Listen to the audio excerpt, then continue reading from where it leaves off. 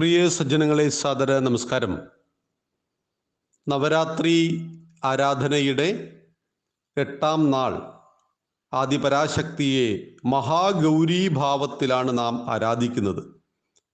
പ്രശാന്തതയുടെയും വിജ്ഞാനത്തിൻ്റെയും പ്രതീകമാണ് മഹാഗൗരി. നോക്കൂ, ഇന്നലെ നമ്മൾ ആരാധിച്ചത് കാളരാത്രിയായിരുന്നു. രൗദ്രഭാവത്തിൻ്റെ പ്രതീകമായ ദേവിയിൽ നിന്നും ശാന്തസ്വരൂപിണിയായ മഹാഗൗരിയിലേക്കുള്ള യാത്ര. ആ മഹാഗൗരിയുടെ ഇരുകരങ്ങളും നോക്കുമ്പോൾ ശൂലവും ഡമരുവും ഉണ്ട്. ശൂലമുണ്ട്, ഡമരുവുണ്ട്. രണ്ടും നമുക്ക് നൽകുന്ന സന്ദേശം കൃത്യമായിട്ട് നാം മനസ്സിലാക്കണം. ശക്തിയും ഉണ്ടാവണം, സമന്വയവും ഉണ്ടാവണം.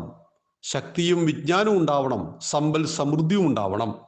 ഇപ്പം മഹാലക്ഷ്മിയായിട്ട് മഹാഗൗരിയും മഹാലക്ഷ്മി ഭാവത്തിലും നമ്മൾ ദേവിയെ ആരാധിക്കുന്ന സമയത്ത് 8ാം നാൾ സമ്പൽ സമൃദ്ധിയെ പ്രദാനം ചെയ്യുന്നു. ഇപ്പം ലക്ഷ്മി പൂജയെല്ലാം നമ്മൾ പഠിക്കുന്നത്, ഇപ്പം നമ്മളൊരു പൂജ ചെയ്താൽ നമ്മുടെ വീട്ടിൽ സമ്പത്ത് വന്ന് കുമിഞ്ഞു കൂടുമോ? ആളുകൾ അങ്ങനെയൊക്കെ ചോദിക്കാറുണ്ട്. നമുക്ക് സമ്പൽ സമൃദ്ധി വരുവാൻ തടസ്സമായി നിൽക്കുന്നത് ആരാണ്? ആരുമല്ല, ഭരണകൂടമല്ല, നാട്ടുകാരല്ല, അയൽക്കാരനല്ല, വീട്ടുകാരല്ല, നമ്മൾ തന്നെയാണ്. 24 മണിക്കൂറാണ് നമുക്കും അംബാനിക്കും. അംബാനി എത്ര മണിക്കൂർ ഉറങ്ങാറുണ്ട്? 5 മണിക്കൂർ. അംബാനിയുടെ ജോലി എങ്ങനെയാണ്? അംബാനി ഒരു ദിവസം ബിസിനസ്സിന് വേണ്ടി എത്ര സമയം ചെലവഴിക്കും? എങ്ങനെയാണ് ടാറ്റ എന്ന് പറയുന്ന വ്യക്തി ഇന്ന് ഇന്ത്യൻ എയർലൈൻസ് വരെ മേടിക്കുന്നത്? എന്തുകൊണ്ട് അവർക്കങ്ങനെ സംഭവിക്കുന്നു? അവർക്കും നമുക്കും എല്ലാം കൃത്യമായ സമയമല്ലേ?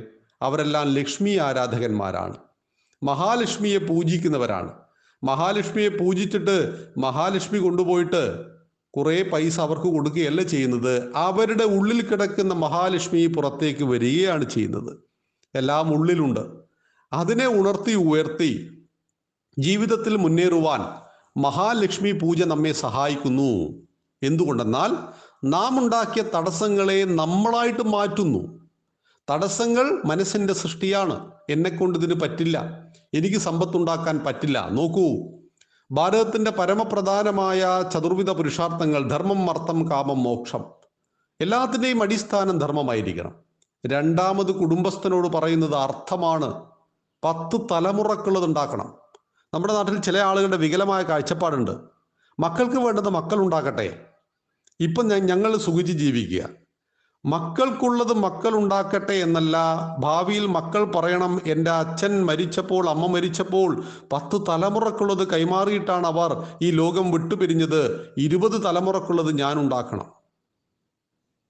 ധർമ്മം, അർത്ഥം, കാമം, മോക്ഷം. അർത്ഥം എന്നാൽ ധനം, കാമം ആഗ്രഹങ്ങൾ. അപ്പൊ നമ്മുടെ അർത്ഥത്തിന്, ധനത്തിനനുസരിച്ച് ആഗ്രഹങ്ങൾ ഉണ്ടാവണം. ഈ അർത്ഥത്തെ സമ്പാദിക്കണം, ലോകത്തെ സഹായിക്കണം, ദാനം ചെയ്യണം. സഹസ്രശീരുഷ പുരുഷ സഹസ്രാക്ഷ സഹസ്രപാദ്. എൻ്റെ ഭഗവാൻ 1000 കൈകളുണ്ട്, 1000 കണ്ണുകളും 1000 കാലുകളുമുണ്ട്. ലോകത്തിലെ എല്ലാ കൈകളും ഭഗവാന്റെ കൈകളാണ്. ഒരു നേരത്തെ ഭക്ഷണത്തിന് വേണ്ടി നിന്റെ മുന്നിലേക്ക് ആര് കൈ നീട്ടുന്നുവോ ആ കൈകളിൽ ഒരു ഭക്ഷണപ്പൊതി വെച്ചു കൊടുത്താൽ ഭഗവാന്റെ കൈകളിലേക്കാണ്. ദാരിദ്ര്യം കൊണ്ടും രോഗം കൊണ്ടും കണ്ണുനീരൊലിപ്പിക്കുന്ന ഒരാളുടെ കണ്ണുനീര് ഒപ്പിക്കൊടുക്കുവാൻ തയ്യാറായാൽ ഭഗവാന്റെ കണ്ണുനീര് തന്നെയാണ് ഒപ്പിക്കൊടുക്കുന്നത്. സഹസ്രശീരുഷ പുരുഷ സഹസ്രാക്ഷ സഹസ്രപാദ്. കൃത്യമായിട്ട് പറഞ്ഞു. ഇവിടെ മഹാലക്ഷ്മിയെ, മഹാഗൗരിയെ ആരാധിക്കുമ്പോൾ സമ്പൽ സമൃദ്ധിയെ വരുന്നു. സമ്പത്ത് കൊണ്ട് ലോകത്തെ രക്ഷിക്കുവാൻ പറ്റും. ഭൗതികമായിട്ട് സമ്പത്തിനെ ദാനം ചെയ്യുവാൻ പറ്റും. സമ്പത്ത് കൊണ്ട് ആളുകൾക്ക് സന്തോഷമുണ്ടാവും. സമ്പത്ത് കൊണ്ട് ശാന്തി ഉണ്ടാവും. സമ്പത്തില്ല എങ്കിൽ അശാന്തി ഉണ്ടാവും. സമ്പത്തില്ല എങ്കിൽ വീട്ടിൽ അരക്ഷിതാവസ്ഥയുണ്ടാവും. സമ്പത്തില്ല എങ്കിൽ കുടുംബത്തിൽ കലഹങ്ങൾ ഉണ്ടാവും. ഇതിൻ്റെ എല്ലാം അടിസ്ഥാന കാരണം നമ്മുടെ മനസ്സിൻ്റെ ഉള്ളിൽ കടന്നുകൂടിയ എന്നെക്കൊണ്ടത് പറ്റില്ല എന്ന ചിന്തയാണ്. ആ ചിന്തയെ എടുത്തു കളഞ്ഞ് ആ ചിന്തയ്ക്ക് പകരം മഹാലക്ഷ്മിയെ ഉപാസിക്കുന്ന ഒരാളുടെ എല്ലാ തടസ്സങ്ങളും ലക്ഷ്മി ഭാവം ഇല്ലാതാക്കുന്നു, മഹാഗൗരി ഇല്ലാതാക്കുന്നു.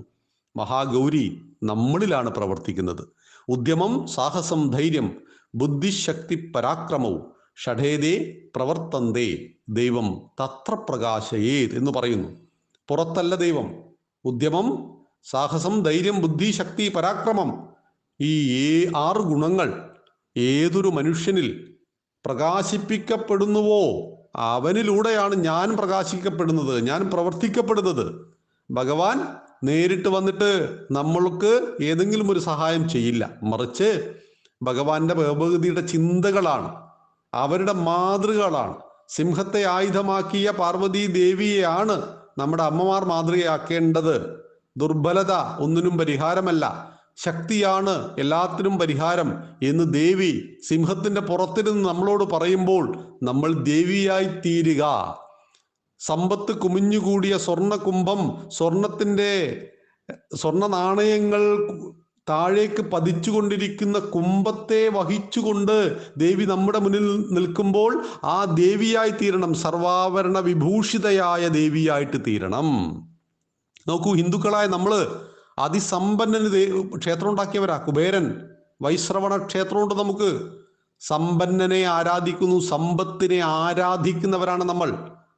അതുകൊണ്ട് മഹാലക്ഷ്മിയെ ആരാധിക്കുമ്പോൾ ലക്ഷ്മി ദേവി നമുക്ക് നൽകുന്ന സമ്പൽ സമൃദ്ധിയുടെ സന്ദേശത്തെ ആരാധിച്ചുകൊണ്ട് നാം നമ്മുടെ ഭൂമിയെ, നമ്മുടെ സ്വത്തിനെ, നമ്മുടെ സ്വർണത്തെ എല്ലാം ഭദ്രമാക്കുക, അതിൻ്റെ അളവ് കൂട്ടിക്കൊണ്ടേയിരിക്കുക, ജീവിതത്തെ ക്രമപ്പെടുത്തുക, സമ്പത്തിനെ ആവുന്നത്ര ആവാഹിക്കുക.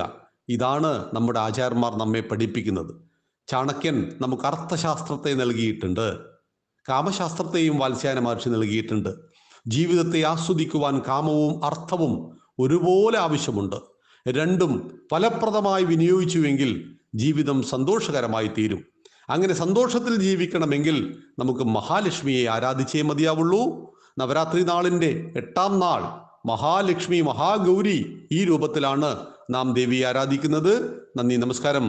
വന്ദേ മാതരം.